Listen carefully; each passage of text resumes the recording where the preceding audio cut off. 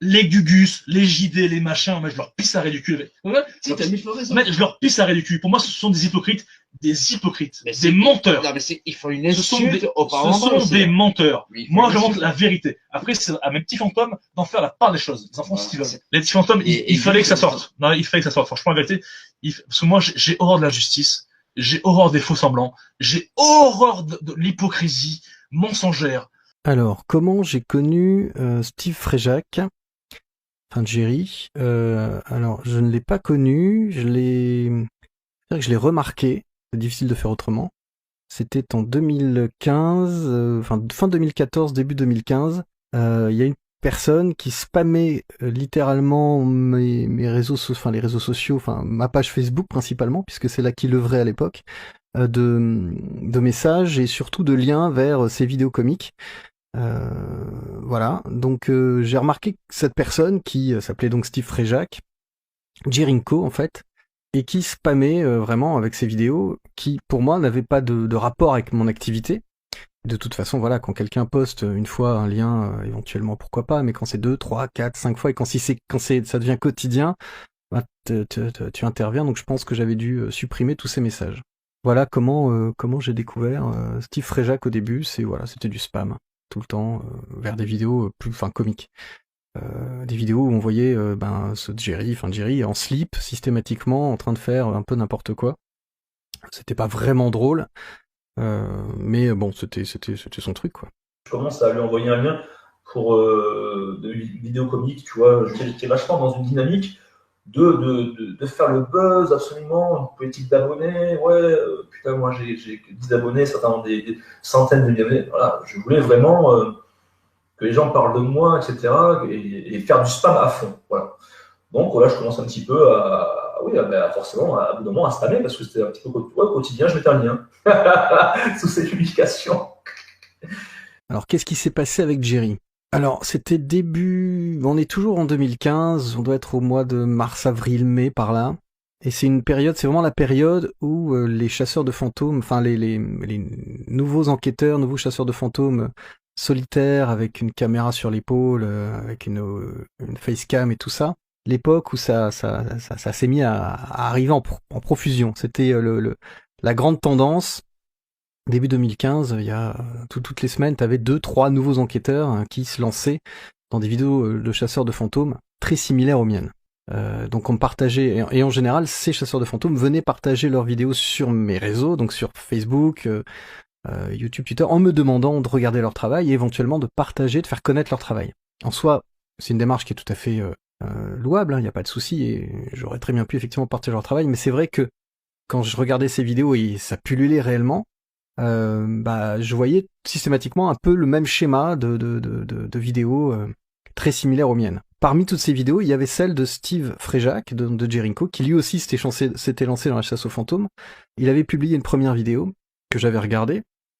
Ce que j'ai fait, en fait, suite à toutes ces vidéos-là, il y avait le Paranormal du 24, il y avait Cédric Oz, il y avait... il y en avait plein, d'autres Jerry et d'autres. J'ai fait un message, un post sur mon blog, qui est un blog très très peu suivi, c'est pas sur YouTube, c'est pas sur Facebook, c'est pas sur Twitter, c'est sur mon blog.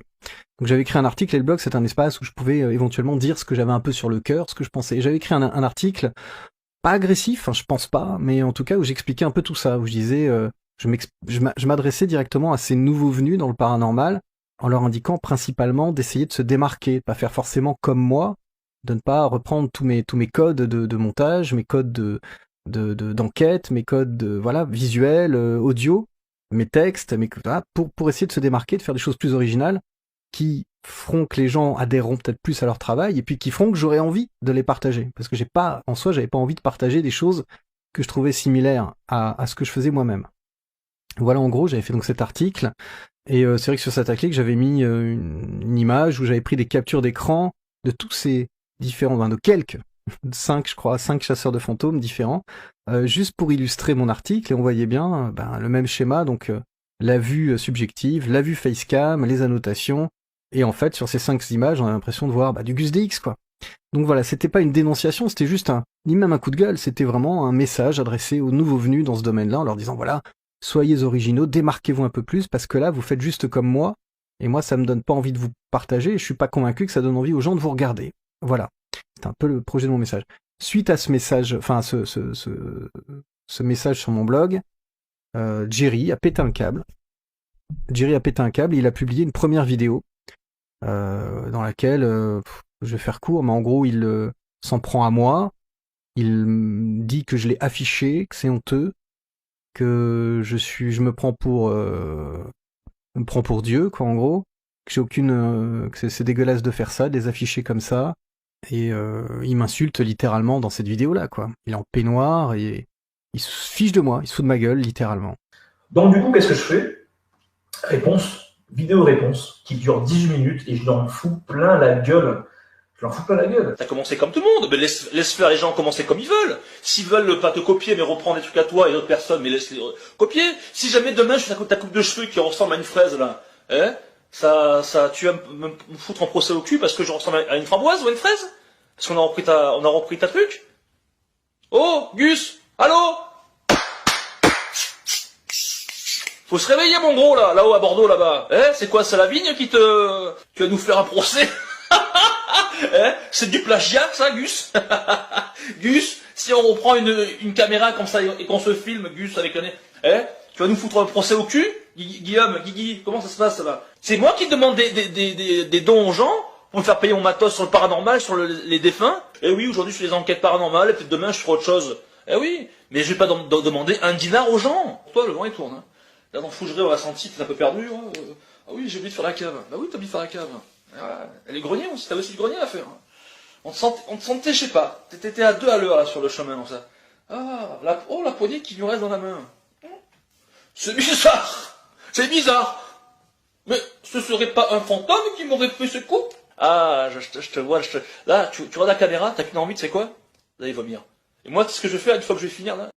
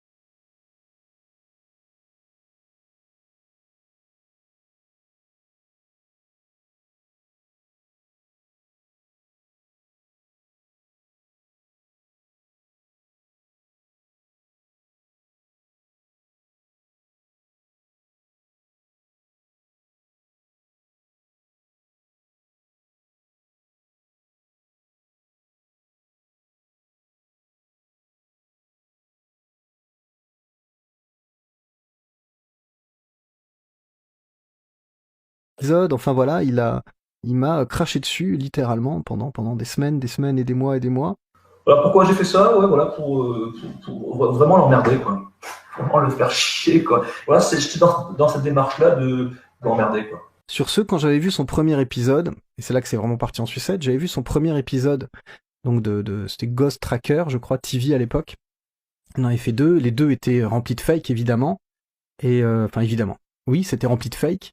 Et dans le premier épisode, j'avais reconnu un son que j'utilisais moi-même dans mes vidéos Minecraft, qui est une espèce de cri qu'on trouve très facilement sur YouTube et Internet, et que lui avait intégré comme étant un PVE, une voix de fantôme dans son épisode, donc on entendait un cri terrible, qui était juste un fake. Et donc j'ai fait une vidéo, et c'était vraiment en réponse à toutes ces attaques, les attaques de toute sa communauté, qui me harcelaient littéralement. Donc j'ai fait une vidéo qui démontrait la présence de fake dans le premier épisode de Jerry.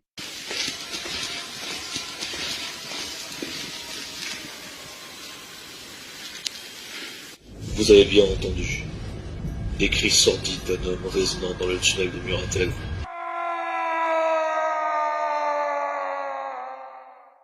Suite à ça, d'autres vidéos sont sorties sur les autres épisodes de Jerry, en prouvant aussi les fakes qu'il avait fait. Donc Jerry a été très très malmené, pas par sa communauté, mais malmené par tous les gens qui trouvaient sa démarche envers moi et sa démarche dans le paranormal malsaine. En dehors de ça, j'avais remarqué aussi, et c'est un peu pour ça que j'avais écrit ce post sur mon blog, dans lequel je disais aux enquêteurs d'essayer de se démarquer, j'avais remarqué que mes voix off de mon premier épisode de Chasseurs de fantômes avaient été plagiées par Jerry, qui les avait recopiées quasiment texto, mot pour les intégrer à son propre épisode. Certains commencent à me dire, avant que Gus n'arrive dans l'histoire, certains commencent à me dire, ouais, tu fais beaucoup de façon à la Gus, etc. Et moi, c'est vrai que j'avais vraiment abusé, tu vois, j'avais pris vraiment ses textes et tout, à sa façon, voilà, vraiment tout. Après ce que j'ai vécu, vu et entendu, je ne peux plus douter de l'existence de fantômes. Après ce que j'ai vécu, vu et entendu, que ce soit sur place ou en revisionnant de plus près cette vidéo, je ne peux plus douter d'existence de fantômes. Il est pour moi évident que cette maison abrite une ou plusieurs entités, et je ressors transformé de cette première aventure. Il est clair que ce tunnel regorge d'une ou plusieurs entités, et je ressors changé de cette première aventure. Donc, je n'avais pas dénoncé le plagiat de Jerry dans mon post, parce que je voulais pas en arriver là, mais il l'avait fait, et c'est vrai que je l'ai mis aussi en avant, en disant voilà, en plus, Jerry, en plus de m'insulter, en plus de s'en prendre à moi, de me harceler, eh bien, non seulement il a fait un fake dans son épisode, mais en plus, il a plagié mon travail. Plagié. Toutefois, j'ai le sentiment de ne pas avoir su aller au bout de mes investigations, et malheureusement, pas mal de questions restent sans réponse. Toutefois, j'ai la certitude de ne pas être allé au bout de mes investigations, par faute de moyens matériels. Beaucoup de questions restent sans réponse. Qui sont-ils? Combien sont-ils? Pourquoi et comment hantent-ils les lieux? Qui sont-ils? Combien sont-ils? Pourquoi et comment hantent-ils cet endroit? Je sais désormais à quoi m'attendre, et je sais aussi que j'ai encore énormément de choses à apprendre et à découvrir. Je sais maintenant à quoi m'attendre. Et je sais aussi que j'ai énormément de choses à apprendre, à découvrir et à vous faire partager.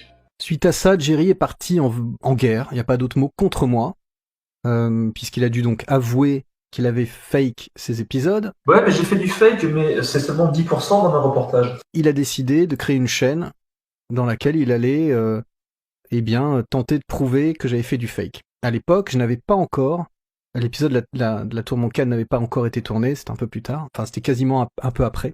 Donc c'est vrai que j'ai triché dans cet épisode-là, mais lui a tenté de prouver que tout mon parcours était faux, que toutes mes enquêtes étaient du cinéma, un scénario. On peut le penser, on peut le croire éventuellement, mais lui a voulu le prouver, donc a fait, je ne compte même plus le nombre de vidéos qui étaient soit des insultes, on se rappelle du Je t'encule Gus, la chanson, soit des soi-disant preuves de fake, et il travaillait avec certaines personnes de jeuxvideo.com, notamment Toto la Mouche, des gens très actifs sur les forums qui m'étaient consacrés sur vidéo.com, Toto la Mouche, indirectement Vision Elf et tous les autres, qui ont tenté de trouver une faille dans mon travail. Il se trouve que Toto la Mouche donc était un ami proche, un copain de Jerry, et c'est Toto la Mouche qui a découvert le calque de la Tour Moncade, le fait, la supercherie de la Tour Moncade, et donc indirectement on peut dire que c'est Jerry et son ami qui ont découvert ça et qui l'ont ensuite bien entendu partagé sur jeuxvideo.com, et que c'est eux qui ont contacté les débunkers, qui ont même créé certains débunkers, qui les ont motivés à faire des vidéos sur moi. Et c'est Jerry et son pote qui ont, par exemple, la vidéo de Vision Elf. C'est pas Vision Elf qui a découvert ce calque, c'est Toto la Mouche, c'est le copain de Jerry. Pour ceux qui ont suivi un peu les débats depuis l'affaire Moncade,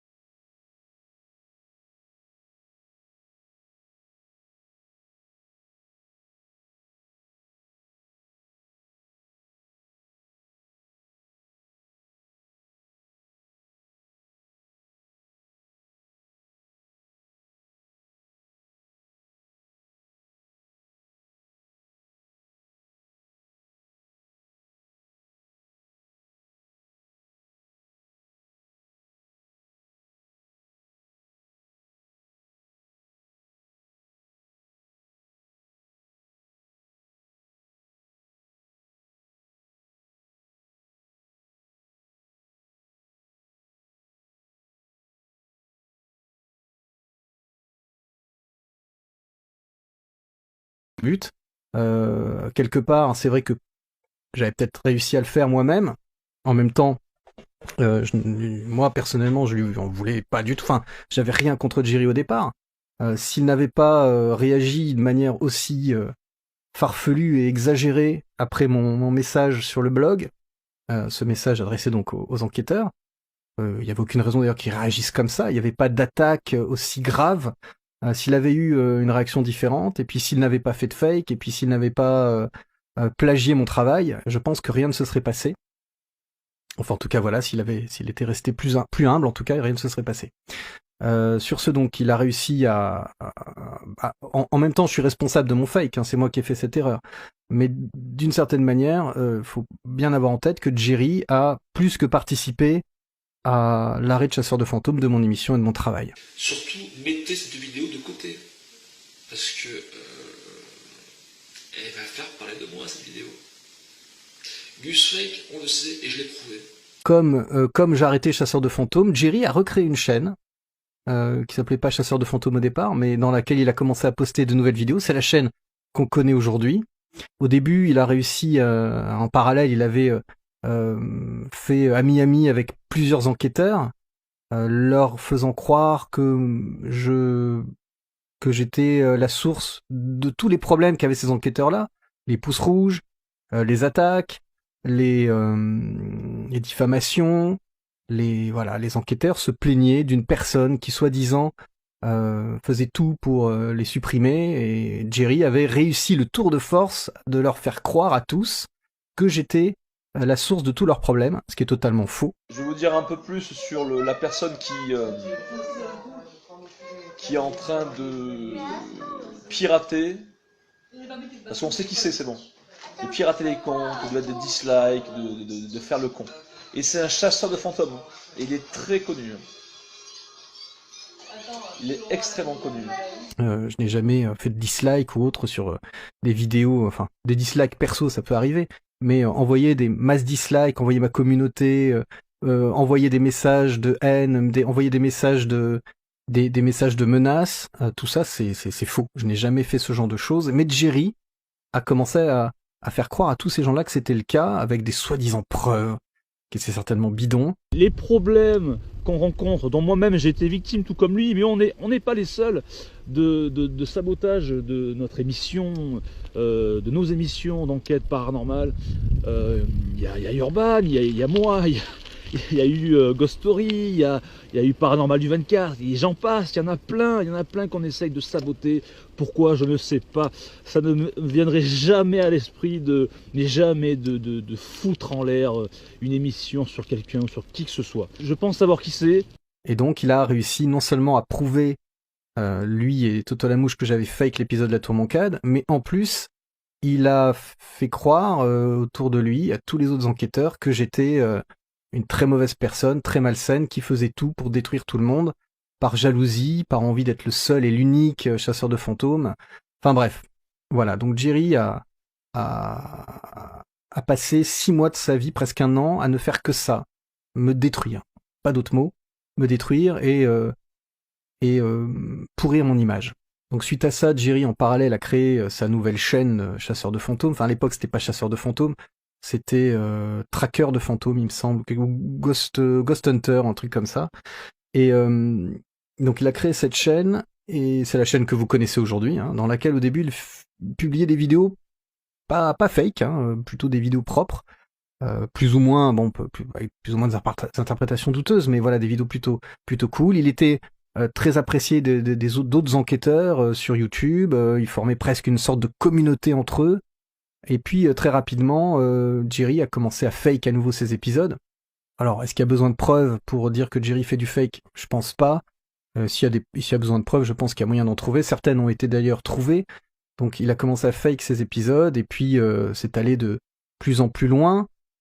Au final, ses amis enquêteurs se sont détachés de lui, forcément, comprenant progressivement ce qui s'était passé. Les débunkers eux-mêmes, progressivement, parce que Jerry a fait partie des débunkers. Jerry était dans les forums, Jerry était dans les discords de débunkers. Donc petit à petit, ces débunkers se sont rendus compte que Jerry les avait totalement manipulés. Et les chasseurs de fantômes, les autres enquêteurs aussi. ils se sont rendus compte que Jerry les avait manipulés. Ils ont du mal à l'accepter, peut-être encore aujourd'hui, mais c'est le cas. Certains le disent hein, clairement. Ils ont été manipulés par Jerry et Jerry a très bien joué son coup. Jerry finalement s'est détaché d'eux en disant que lui avait tout fait pour ces gens-là, mais que ces gens-là c'était dégueulasse ce qu'il lui faisait. Bref, Jerry était encore la victime de tout ça. Il y a Urban, il y a moi, il y a eu Ghost Story, il y a eu Paranormal du 24, et j'en passe, il y en a plein qu'on essaye de saboter. Pourquoi, je ne sais pas. Ça ne me viendrait jamais à l'esprit de foutre en l'air une émission sur quelqu'un, sur qui que ce soit. C'était après mon CAD, et ça devait être aux alentours du mois d'août ou septembre qu'il a commencé vraiment à s'acharner. Ouais. Mais quand je dis s'acharner, c'est un maigre mot, même sur mon groupe, sur David.